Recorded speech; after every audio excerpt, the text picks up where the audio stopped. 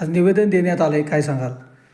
देशाचे काँग्रेस पक्षाचे नेते आणि लोकसभेतील विरोधी पक्षनेते सन्माननीय खासदार राहुलजी गांधी यांना केरळच्या लोकशाही 18मध्ये वार्तालाप करताना प्रिंटू महादेव या नालायक माणसाने एक वक्तव्य केलं की राहुल गांधींना आम्ही छातीत त्यांच्या गोळ्या घालून मारून टाकू.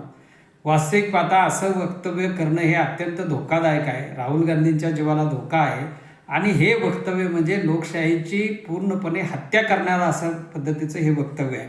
त्यामुळे या वक्तव्याचा मी महाराष्ट्र प्रदेश काँग्रेस कमिटीच्या वतीने मी निषेध करतो आणि त्याला ताबडतोब अटक करून त्याच्यावर कारवाई करावी अशी केरळ शासनाला विनंती करतो. आजच आम्ही तहसीलदारांना आमच्या सगळ्या काँग्रेसच्या पदाधिकाऱ्यांच्या वतीनं आम्ही आत्ता निवेदन दिलेलं आहे.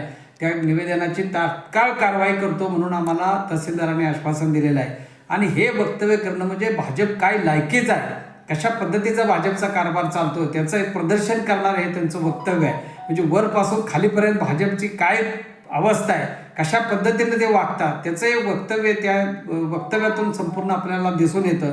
आणि अत्यंत थर्ड क्लास पद्धतीचं काम या पद्धतीनं भाजपनं चालू केलेलं आहे. राहुल गांधीसारखा एक चांगला नेता, निष्कलंक नेता, एक हुशार नेता देशामध्ये संविधान घेऊन फिरत असताना, संविधान बचावाचा कार्यक्रम घेऊन फिरत असताना त्याच्यावर अशा पद्धतीचं वक्तव्य करणं हे लोकशाहीच्या दृष्टीनं फार घातक आहे. आणि आम्हाला सर्व कार्यकर्त्यांना, काँग्रेसच्या कार्यकर्त्यांना हे ऐकल्यानंतर अतिशय धक्का बसला की अशा पद्धतीची नालायक माणसंसुद्धा भाजपमध्ये आहेत.